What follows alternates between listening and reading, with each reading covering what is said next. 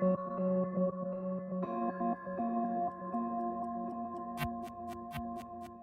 behalf of the City of Paterson and my family, I want to extend congratulatory wishes to the Paterson Alliance on 20 years of advocating for a better quality of life for Patersonians. The nonprofit sector in Paterson is absolutely vital to the functioning of this city. I would invite people from Paterson to come to St. Joe's Medical Center, talk to us about what the health needs were so St. Joe's could kind of connect.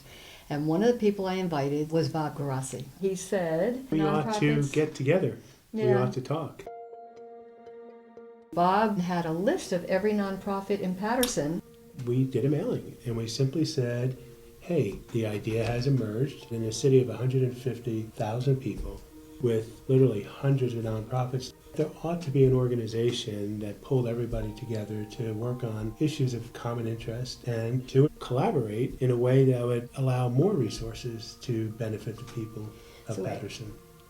Besides Gwen and myself at that initial meeting, Marianne Mirko from the 4Cs organization, Cecile Dickey, who headed up Concerned Parents for Head Start, Maria Magda, who headed up the Hispanic Multi-Purpose Service Center, Dr. Mary Garner heads the Paterson Community Health Center.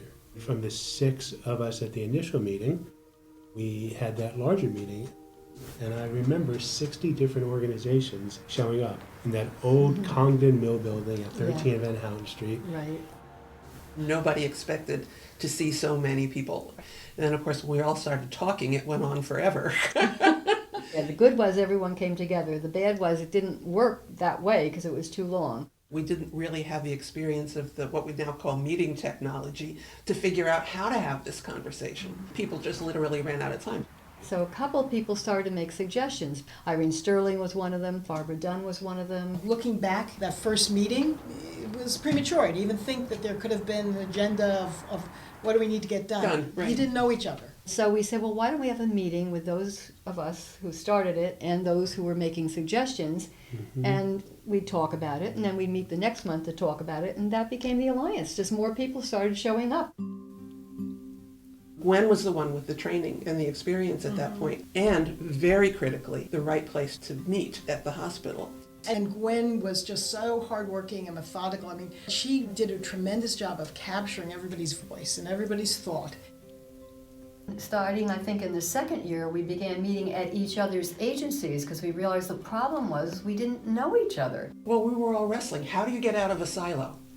And how do you make room for other people? How do you listen to figure out what is it that the other person or the other organization has that's important to me? What became evident early on is that there was a hunger for fellowship. And I think that fellowship then turned into collaboration. This is a coming together of nonprofit organizations as an important force for change, equal to the business community, equal to the faith community. I remember when the Alliance started, we joined immediately. What a great idea. An organization that unites nonprofits and serves to build a more vibrant community. Love that word, vibrant. One of the first things where I said to myself, this is collaborative, is I think a Robert Wood Johnson New Jersey Health Initiatives grant that was originated from you and St. Joe's. It was a terrific collaboration. It was CUMAC, St. Paul's, and St. Joe's. And that was tangible proof that the concept of nonprofit organizations coming together and working collaboratively could actually expand the resource base. Yeah, that grant was 1999. They said it was the highest grant Robert Wood Johnson Foundation awarded that year. The Abbott decision came down, and the opportunity to build new schools came into play. And we all got together and saying, okay, who's going to step up and lead the group? And everybody went around the circle and went, well, no, that's mission creep. But we hadn't had that first kind of look-see of how are we stronger together than individually. That coalition for our children's schools probably would not have been so successful. The Alliance scored one of its biggest victories, convincing the city government to open up the Community Development Block Grant Program to allow nonprofits to compete for funds to help them run their programs. And there were other big successes. A lot of the kids in town who would qualify for free breakfast and lunch were not getting it in school for various reasons. They were hungry, they weren't eating. And agencies got together. The program they use is called Breakfast After the Bell. The New Jersey Department of Agriculture says the number of students having breakfast at school has gone up from 5,700 students in the 2011-2012 school year to 17,600 students during the 2016-2017 school year. We have been affiliated members of the Paterson Alliance, and we have benefited significantly from all of the resources and the networking and the connections. And if you are a nonprofit in Paterson, you have a wonderful gift here in the Paterson Alliance. The other large effort that was education related has been pushed to have more children who are eligible for preschool actually register and enroll in Paterson Preschool. The meetings of the Alliance allowed people to get excited about a bigger picture. One thing that's undeniable is leaders of nonprofits who simply did not know each other, got to know each other well. The venue evolved where we were meeting at the Brownstone for breakfast that we called Works in Progress. Well over 100 people would come to these breakfasts, and they would hear different developers and different organizations and different corporations talk about the projects that they had on the drawing board. And not just nonprofits, but whatever was going on in town. The Paterson Alliance was established, and it was a force in the city. It's not so much that the Alliance built anything in particular, because we're not a bricks and mortar and we're not a projects-based organization. Our job is really to make sure that there is a consistent, involved set of voices looking at the issues in Paterson. All of our nonprofits working together make a difference in the life of our residents, and we hope to build on this for many years to come. I had the privilege of being the executive director for the Paterson Alliance for 6 years. I pray that the Alliance will continue and will grow even the more. We did not have an executive director initially. No. How many years did we go without an executive director?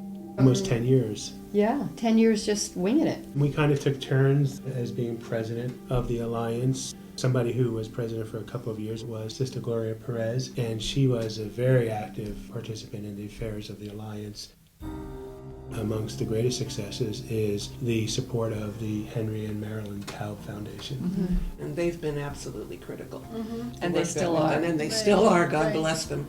They were great at bringing the resources to do some real planning. They loved the idea of an organization that was promoting collaboration amongst nonprofits, and it was through their generous contribution that we were able to hire our first executive director.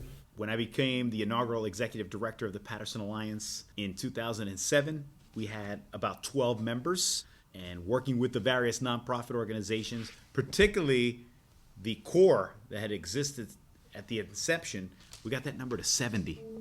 The membership swelled, and the meetings were very, very crowded. Yeah. We worked on a whole host of initiatives as far as not just growing the organization, but growing the influence of the organization. Took on the challenge of lead and water, cybersecurity. Those are just a number of initiatives that we pursued, and we secured grant funding as a result. No discussion of the 20th anniversary of the Paterson Alliance would be complete without talking about the Extra Mile Award Luncheon that occurs each and every year. Idea. It started in 2008, and I remember having a conversation with Andre and saying, there ought to be some way that we could recognize people who go above and beyond. And Andre said, well, why don't we call it the Extra Mile Award? Yeah. What is your fondest memory of your time? I'd have to say the inaugural Extra Mile Awards Luncheon, because there may be people within some of these nonprofit organizations that are not normally heralded, but on this day, we gave them an opportunity to be in the spotlight, and that made me proud. Thank you for carrying on the tradition. I'm here to congratulate the Paterson Alliance on achieving 20 years of working together to improve the city of Paterson. Congratulations for a job well done and continuing the efforts of growing the nonprofit sector in Paterson. The best is yet to come. Congratulations, 20 years of accomplishments to Paterson Alliance. Let's keep on doing it. There's lots of work to be done. Congrats. What's the future of the Paterson Alliance? I think it's parallel to the city. The unique combination of history, diversity, and immigrants, that there's an American story here. There's got to be a way for the Alliance to play a role in the mayor's vision for bringing Paterson back. And with the collaboration of the Paterson Alliance and the 70 members strong, we will get a complete count in the census, and we will effectively address quality of life issues. I should be the education mayor, and the Paterson Alliance will play a critical role in that. The more that our not-for-profits engage and reflect our communities, the stronger and the better we're going to be. Paterson's best days are in front of us. And the diversity, look at this room. My God, this is the United States of America. This is the United States of America.